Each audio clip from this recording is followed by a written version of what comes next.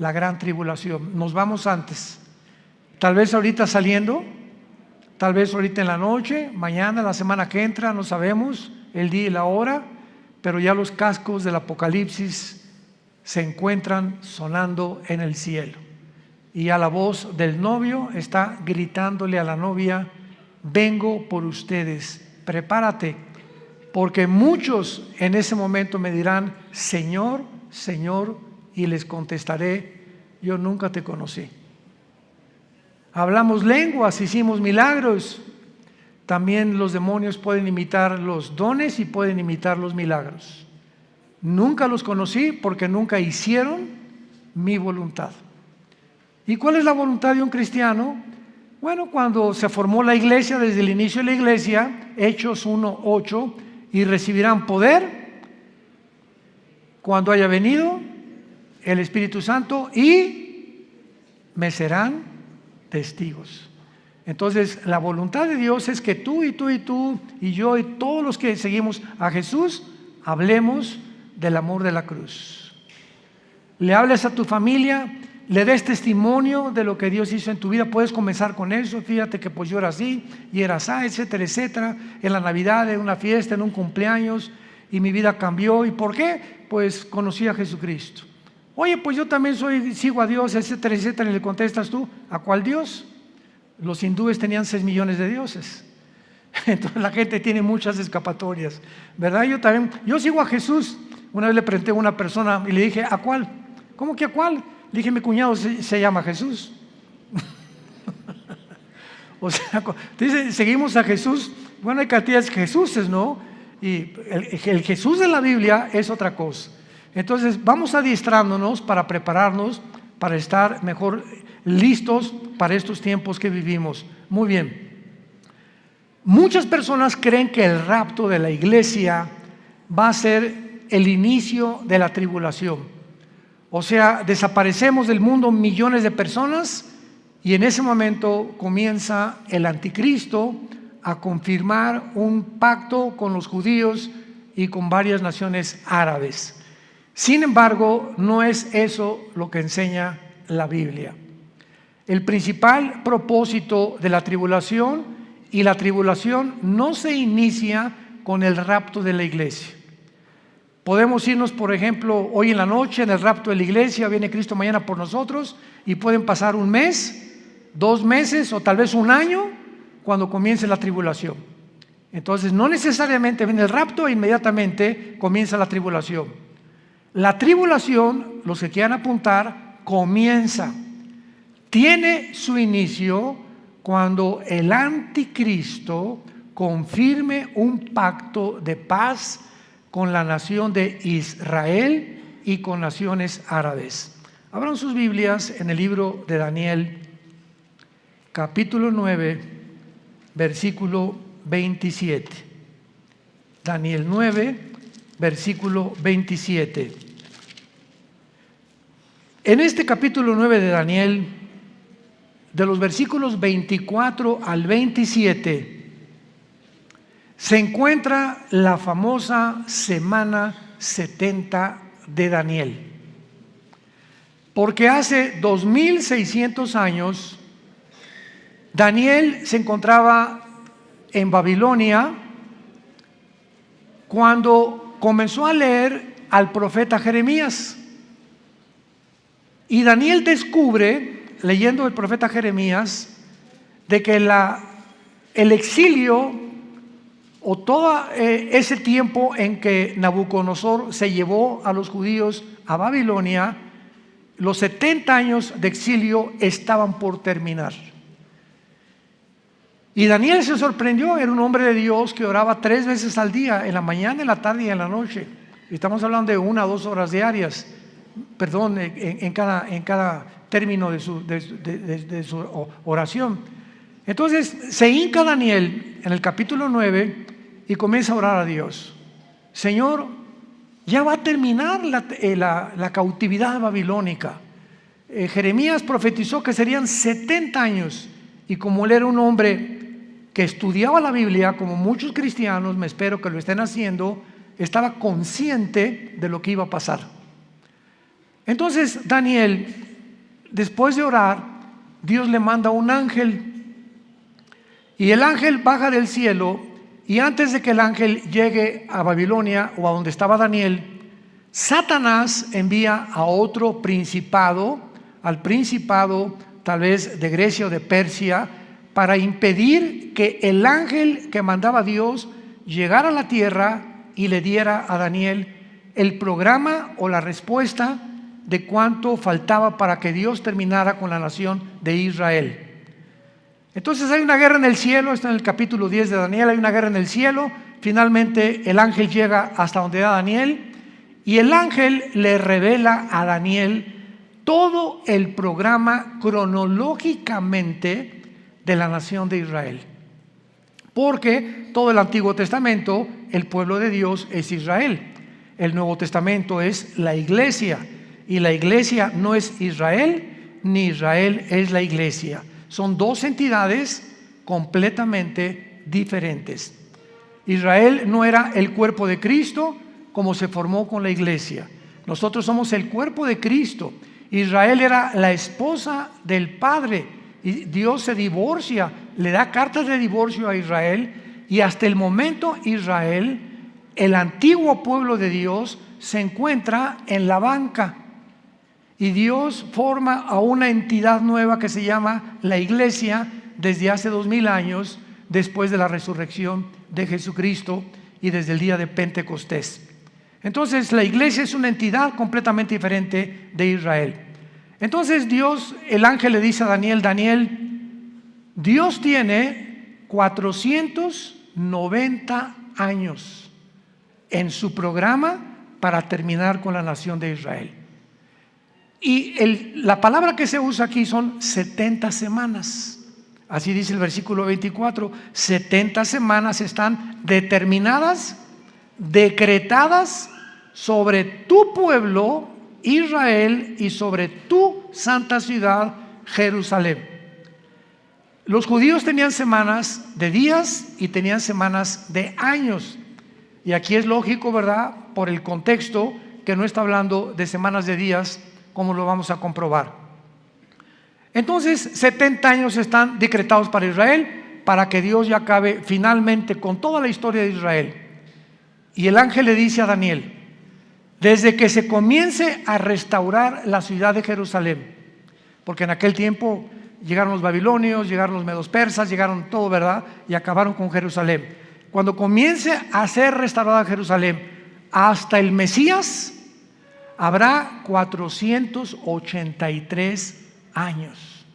483 años, o sea, 6 semanas, que son semanas de años, vuelvo a repetir.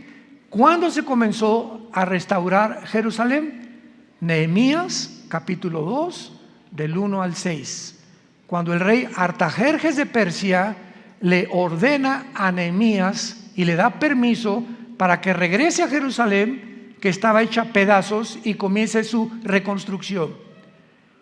Y del momento de que se decretó el regreso o la restauración de las murallas de Jerusalén hasta el Mesías, matemáticamente, damas y caballeros, santos de Dios, lo comentaba en la conferencia anterior, para cualquier ateo, cualquier escéptico, cualquier agnóstico que esté buscando evidencias en la Biblia, esto es extraordinario. Fueron exactamente desde la reconstrucción de Jerusalén hasta la muerte de Jesús 483 años. ¿Faltan cuánto? Faltan una semana, o sea, 7 años. Por eso se llama la semana 70 de Daniel. Entonces los judíos rechazan al Mesías y se interrumpe el reloj cronológico de Dios.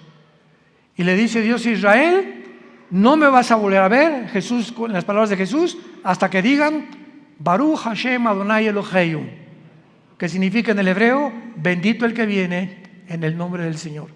Hasta que ustedes me reconozcan como Mesías, no vuelvo a tratar con la nación de Israel.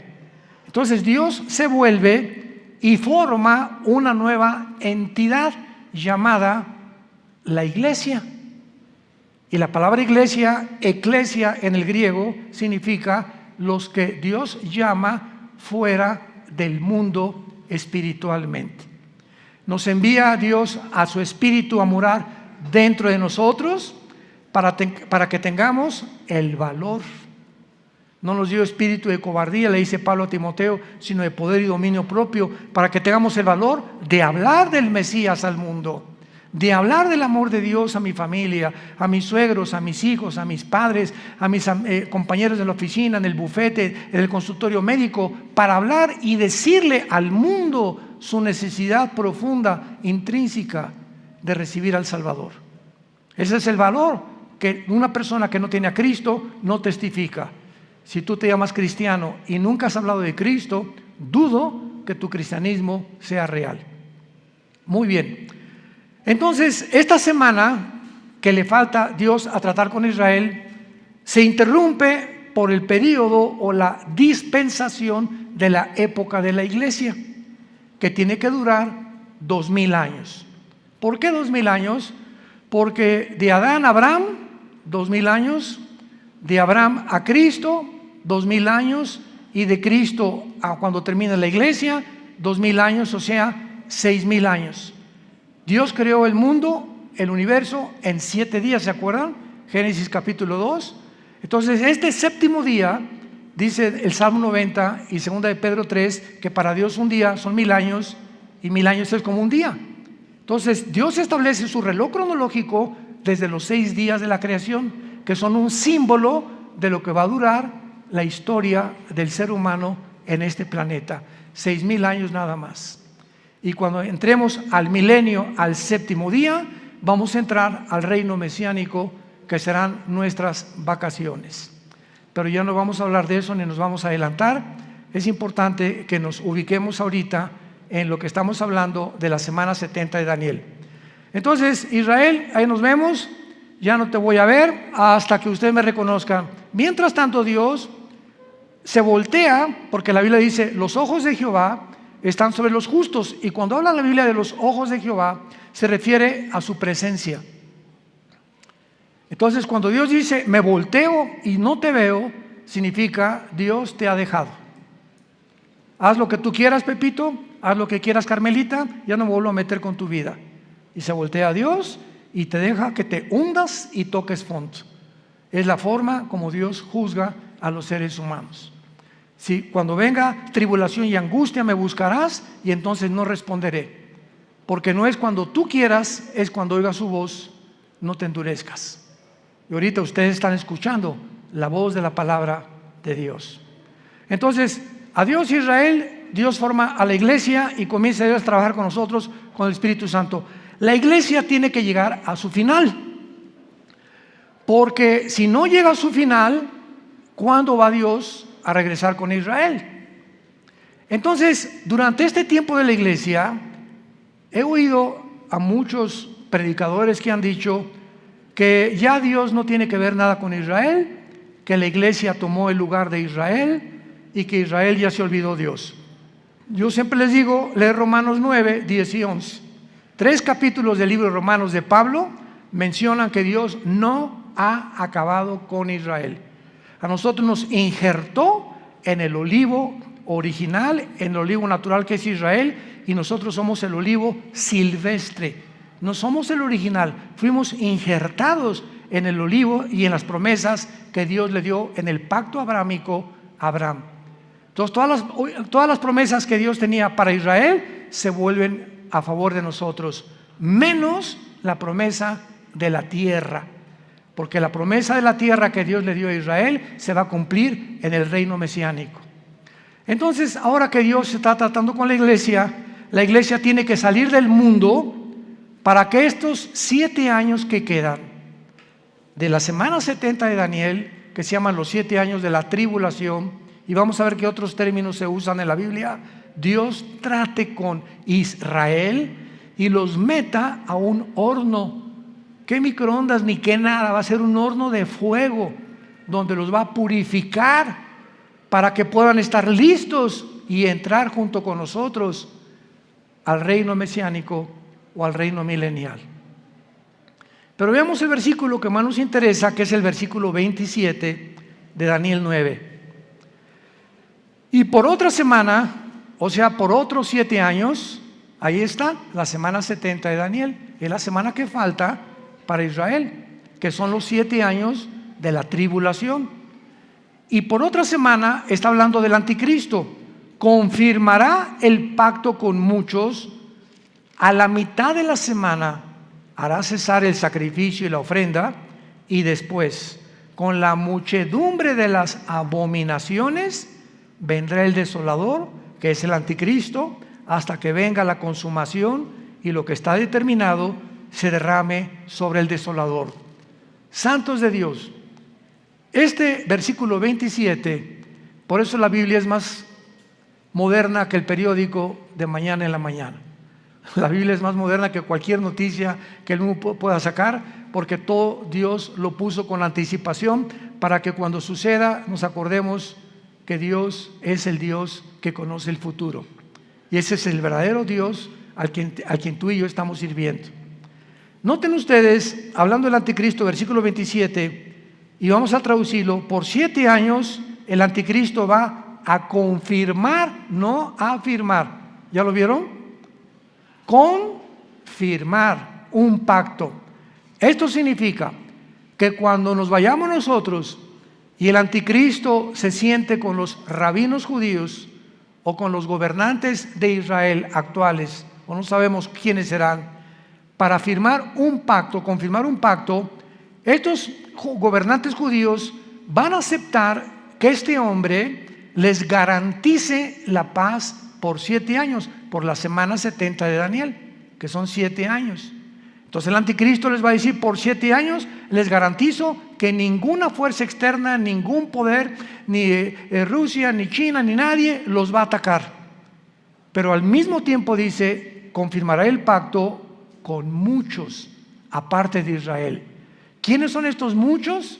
Las naciones árabes, que han sido su principal enemigo de Israel. Ahora, qué maravilloso. Desde 1948 que Israel se estableció como nación soberana, independiente y libre, y el mundo estupefacto volteó hacia Israel, en un día se formó una nación, después de casi 2000 años que estuvieron exiliados por todo el mundo. Entonces, esto es impresionante, porque desde 1948 hasta principios de este siglo, síganme con cuidado, hasta principios de este siglo, solo dos naciones árabes habían firmado pactos de paz con Israel: Jordania y Egipto, que todavía permanecen estos paz con Israel. Pero en estos últimos meses de la administración de Trump y la administración de los demócratas en Estados Unidos, las naciones árabes, aparte de Egipto y Jordania, cosa que nunca se había visto en la historia, comenzaron a decirle a Israel: ¿nos das chance de estar bajo tu paraguas? ¿Qué? ¿What? ¿Nos das oportunidad de que quedemos bajo su protección? ¿Cómo? ¿Qué hizo que las naciones árabes comenzaran? Bahrein, los Emiratos Árabes Unidos, Sudán, Marruecos, le estén pidiendo ayuda a Israel a entrar en lo que se llama el Acuerdo de Abraham, que firmó Israel con los Emiratos Árabes, con Bahrein, puras ciudades árabes, y últimamente ya son casi 6 o 7 naciones árabes que están bajo el paraguas de Israel por causa de Irán. Porque Irán comienza a bombardear a Arabia Saudita hace 1 o 2 años, a sus pozos petroleros, y Estados Unidos no interviene, ni tampoco Israel, porque Israel no tiene ningún pacto con Arabia Saudita, es la nación más grande de toda la península arábica. Entonces se dan cuenta los árabes que si Estados Unidos no los protege ya, solamente les queda la aviación y el ejército de Israel, que es el ejército más poderoso del mundo entero. Así de chiquititos, pero bien picosos. Entonces comienzan a pedirle ayuda a Israel. Oye, vamos a hacer un acuerdo. Israel feliz, ¿verdad? Porque ahora Israel les da protección y se están protegiendo más y más y más. Y cuando dice que el anticristo va a firmar con Israel y con muchos, ya son 7 naciones árabes las que han firmado el acuerdo de Abraham. Falta Arabia Saudita. Y Arabia Saudita, ahora que vino el presidente Biden a Arabia, todo el mundo, primero fue Israel, después fue Arabia, todo el mundo estaba esperando porque él venía a eso. Pues vamos a convencerlos de que firmen y se unan a Israel. Pues el jeque de Arabia Saudita le dijo al presidente Biden: no vamos a firmar ningún tratado de paz con Israel, porque tenemos una sola condición. Cuando Israel haga la paz con los palestinos y Israel le permita a los palestinos poner un Estado palestino dentro de Israel, firmamos el acuerdo de Abraham. Cosa que los judíos nunca van a hacer. Así que le están pidiendo, ¿verdad? Algo que está completamente en contra de la misma política de hace más de 75 años que se formó Israel, para que ellos permitan que los palestinos formen un Estado dentro de Israel. Imagínense, ahorita están los palestinos en la Franja de Gaza, están en el Banco Oriental, en Jericó, y están en la frontera con Galilea, en las colinas del Golán, Siria, apuntando los cañones contra Israel. Entonces imagínense que en México haya dos Méxicos. O sea que la península de Yucatán y Chetumal, etcétera, etcétera, le digan al presidente: pues nos independizamos del gobierno mexicano, pero vamos a estar dentro de la República Mexicana, pero con dos gobiernos. Vamos a hacer completamente dos gobiernos, y va a haber dos gobiernos dentro del mismo terreno geográfico de la República Mexicana. Pues esperamos guerras, ¿verdad? Esperamos siempre haber problemas, porque pues ¿cómo vamos a poder estar dos presidentes gobernando el mismo terreno geográfico que nos pertenece desde hace miles de años? Entonces Arabia Saudita está ahorita completamente descansando, ¿verdad? Está en pausa hasta que Israel le conceda a los palestinos tener una nación dentro de Israel, cosa que va a suceder. ¿Dónde lo encontramos? En el libro de Joel, en el Antiguo Testamento. Ahí denle la vuelta a Oseas, después de Daniel, para que no se vayan hasta Génesis, y luego sigue Joel, no se pierdan tanto. Y aquí en el libro de Joel, capítulo 3, que describe la Tercera Guerra Mundial y la venida de Jesucristo, dice así: Joel capítulo 3, versículo 1 y 2, principalmente: porque he aquí que en aquellos días y en aquel tiempo en que haré volver la cautividad de Judá y de Jerusalén, reuniré a todas las naciones y las haré descender al valle de Josafat, o sea, al valle del Meguido, donde será y se librará la Tercera Guerra Mundial, conocida como la batalla del Armagedón, que se encuentra en Apocalipsis 16, del 12 al 14. Los reuniré en el valle de Josafat, y allí entraré en juicio con ellas a causa de mi pueblo y de Israel, mi heredad, a quienes ellas esparcieron entre las naciones y repartieron mi tierra. Una de las razones por las cuales Dios se va a enojar con la nación de Israel es que van a acabar cediendo a la presión de otras naciones para permitir dos naciones dentro de una nación. Repartieron mi tierra, la tierra que Dios le prometió a Abraham, a Isaac y a Jacob. Muy bien, ahora veamos este famoso pacto de paz o tratado que confirmará el anticristo, porque hay 5 cosas claves de este tratado, los que lo quieran apuntar. Número 1, el tratado de paz que el anticristo va a confirmar con Israel será entre Israel y el anticristo, involucrando a naciones árabes. Número 1, involucrando a naciones árabes.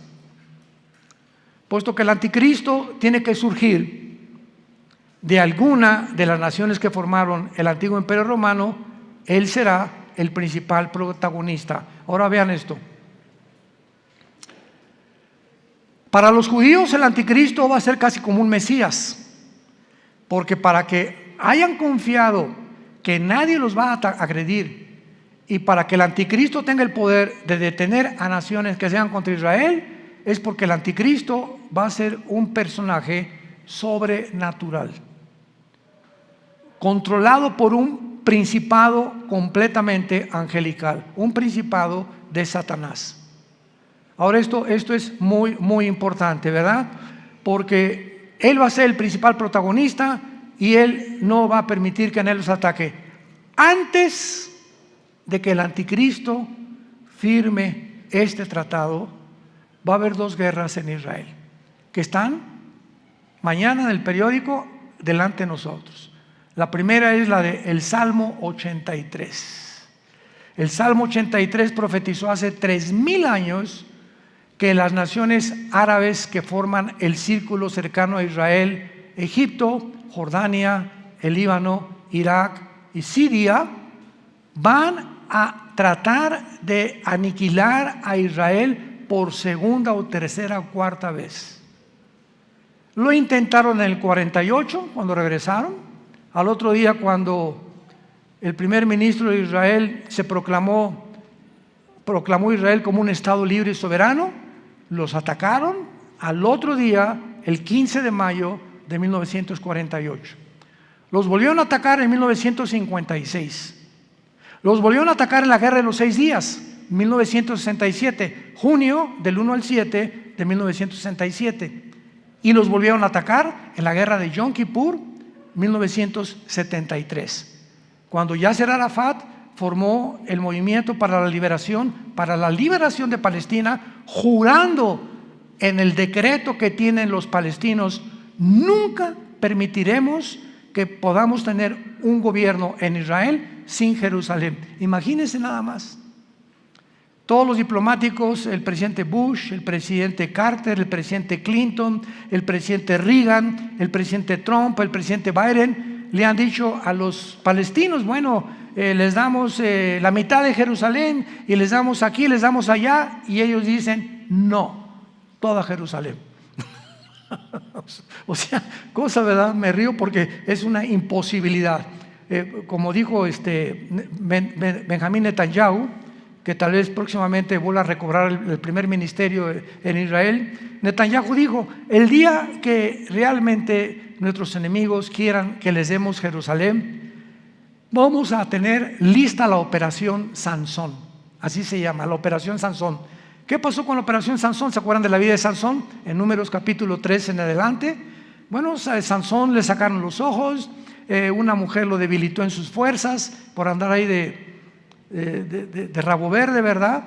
Y el Espíritu Santo lo abandonó a Sansón, se quedó sin fuerza, y entonces los filisteos tenían como un circo, lo pusieron lo empujaron, a ver tu fuerza, etc., y comenzaron a burlarse de él.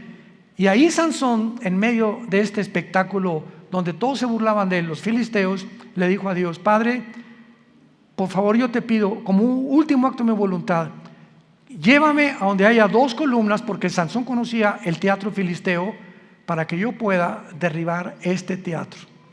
Y entonces unas personas que lo guiaron, ¿verdad?, lo pusieron debajo de las 2 columnas, y entonces Sansón muere junto con todos los filisteos. O sea, Sansón tenía el ministerio de acabar con los filisteos, y fue hasta su muerte que terminó con ellos. En su muerte terminó con su ministerio.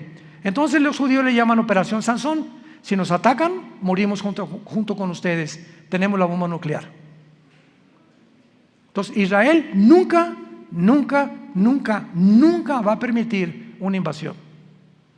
Hasta este momento no lo ha permitido, y siempre ha ganado. Y nunca Israel ha sido el que provoca a sus enemigos. Nunca él ha buscado la guerra.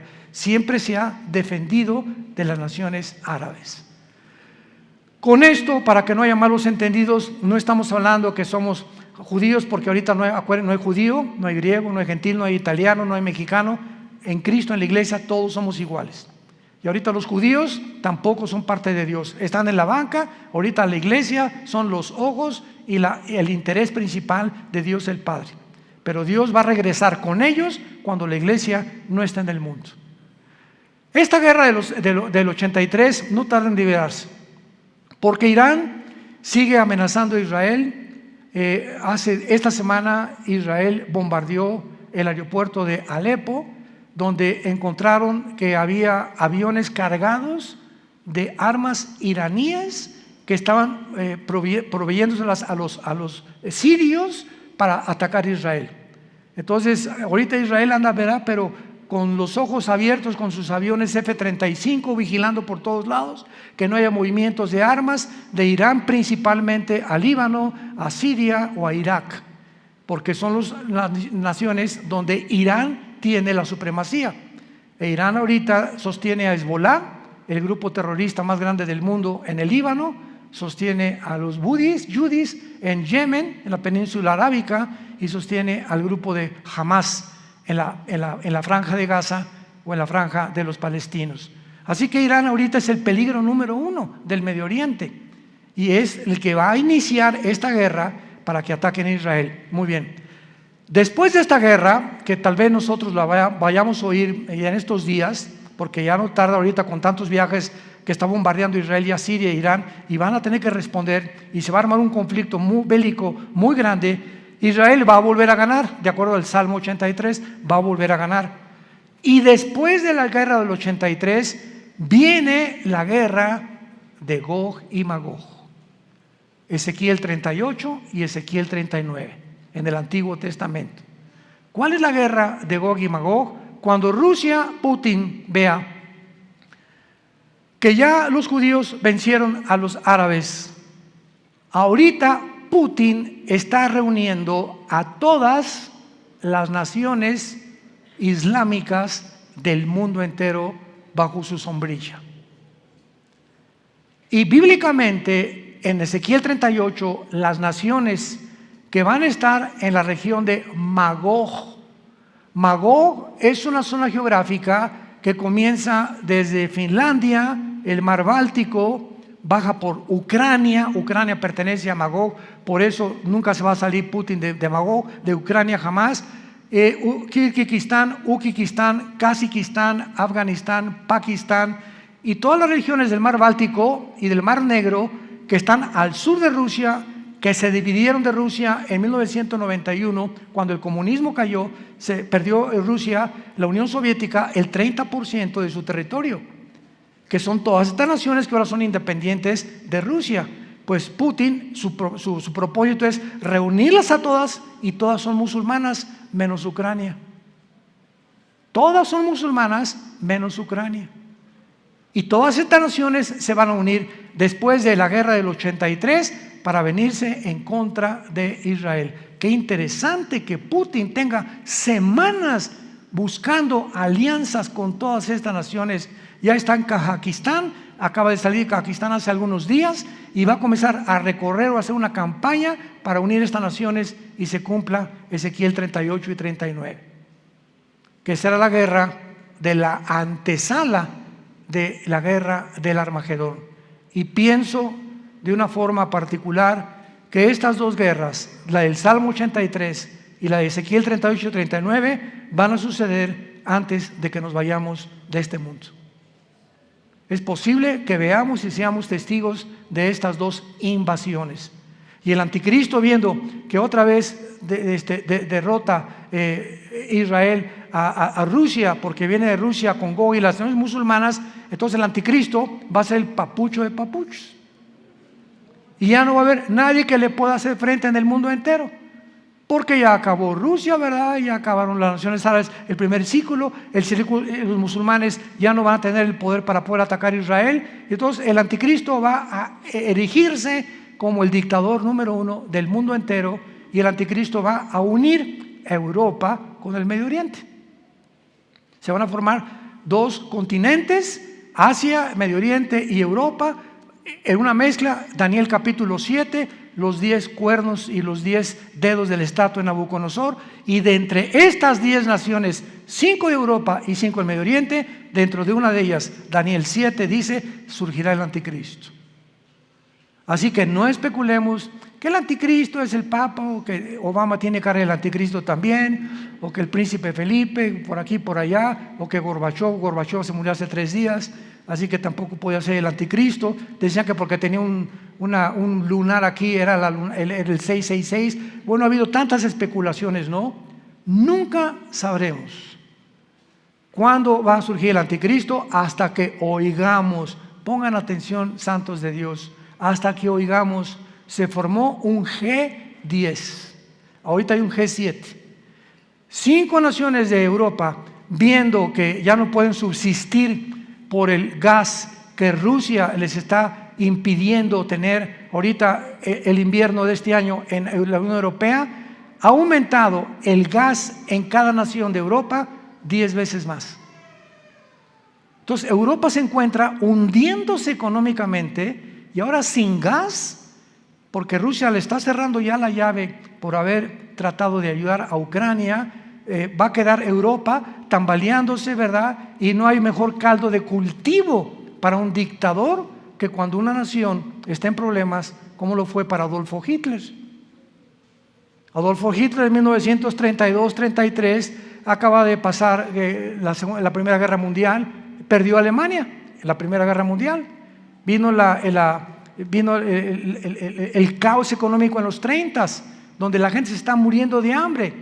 Y en medio de este caos, Alemania estaba llena de comunistas, porque el comunismo comenzó en el 93 con los bolcheviques, con Lenin. Estaba sin trabajo, no había fábricas, y llega Hitler y crea la Volkswagen, que significa el carro del pueblo.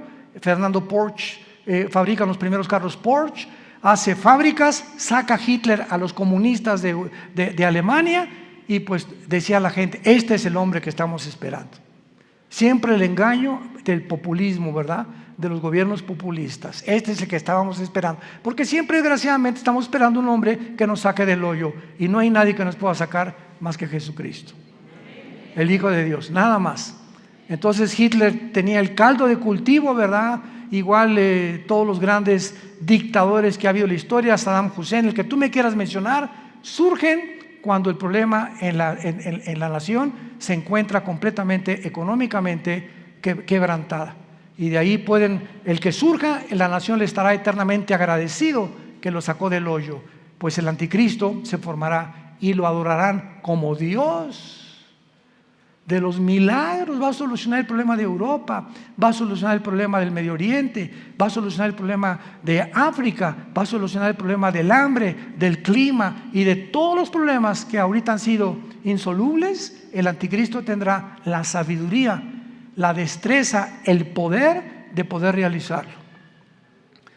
Veamos en el libro de Daniel capítulo 8 lo que acabamos de comentar del anticristo.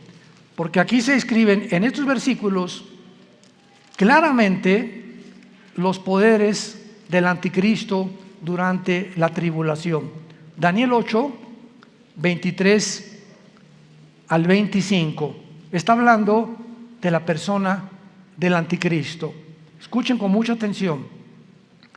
Y al final del reinado de estos, cuando los transgresores lleguen al colmo, se levantará un rey altivo, de rostro y entendido en enigmas. Su poder se fortalecerá, mas no con fuerza propia, y causará grandes ruinas y prosperará, y hará arbitrariamente y destruirá a los fuertes y al pueblo de los santos. Con su sagacidad hará prosperar el engaño. En su mano y en su corazón se engrandecerá, y sin aviso destruirá a muchos, y se levantará contra el príncipe de los príncipes, pero será quebrantado, aunque no por mano humana. Rápidamente, para terminar, resalto estas características. En primer lugar, el poder del anticristo no será de él. Su poder se fortalecerá, mas no con fuerza propia, y lo explica Apocalipsis capítulo 13. Y Satanás le entregó su autoridad, y le entregó su poder, y le entregó su sabiduría al anticristo. Por eso dice, su poder se fortalecerá, pero no de él. Todo lo que él haga será porque estará completamente poseído por principados demoníacos. En segundo lugar, dice el versículo 23, que va a ser un rey altivo de rostro y entendido en enigmas. Apunte la palabra en hebreo, enigmas, que es chida. No chiro, chida. C-H-I-D-H-A, chida. Escuchen lo que significa la palabra chida. Significa dichos o cosas difíciles de resolver, problemas para la inteligencia común del ser humano. O sea, que él va a tener una capacidad sobrenatural, científica, filosófica, política, religiosa, que va a asombrar a la mente más brillante que pueda en ese tiempo existir en el mundo.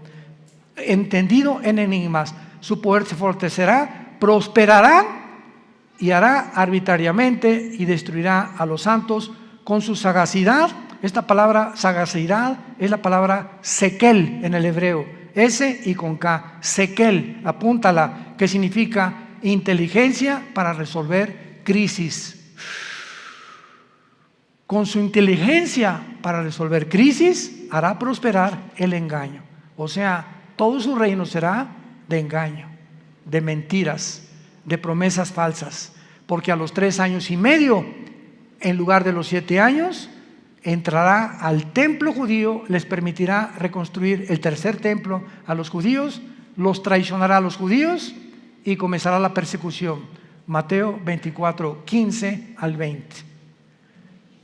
Así que nos encontramos, hermanos, ante un panorama delante de nosotros que es muy claro, porque será un pacto firme el que él va a confirmar. Va a iniciarse con 7 años de falsas promesas. Les dará a los judíos el derecho de reconstruir el templo y a los 3 años y medio profanará el templo, persiguiendo a los judíos y a los cristianos que queden en aquellos días. Tenemos ante nosotros una película, por eso se llama el Apocalipsis. ¿Saben qué significa la palabra Apocalipsis? Viene del griego descorrer la cortina, es lo que significa, descorrer la cortina. Dios en el Apocalipsis nos descorre las cortinas que nadie con su inteligencia natural o humana puede penetrar en el futuro más que el Dios de la Biblia. Nos corre y nos abre la ventana para que nos asomemos y nos diga: he aquí, vengo en breve. Dichosos los que lavan sus ropas para tener derecho al árbol de la vida, y para que sepan que en cualquier momento vengo por ustedes, y muchos se arrepentirán, se jalarán los pelos al darse cuenta que era demasiado tarde, porque nunca hiciste firme tu vocación y tu elección. La puedes tú hacer en esta tarde a través de la convicción que el Espíritu Santo causa en tu corazón. Oremos. Te damos gracias, Padre y Dios de Jesucristo nuestro Señor, el gran pastor de las ovejas, por el pacto sempiterno. Oramos que Dios te haga hacer, que te motive y que tu pueblo pueda despertar, Señor, porque tu pueblo está dormido. Hay un engaño operando en el mundo entero ya, haciéndonos creer cosas que no son reales. Los medios de comunicación están llenos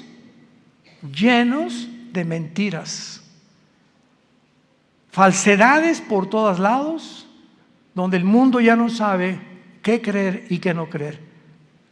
Pero tenemos la palabra profética más segura, a la cual haríamos bien en estar atentos como una antorcha que alumbra en lugar oscuro hasta que el lucero de la mañana salga en nuestros corazones.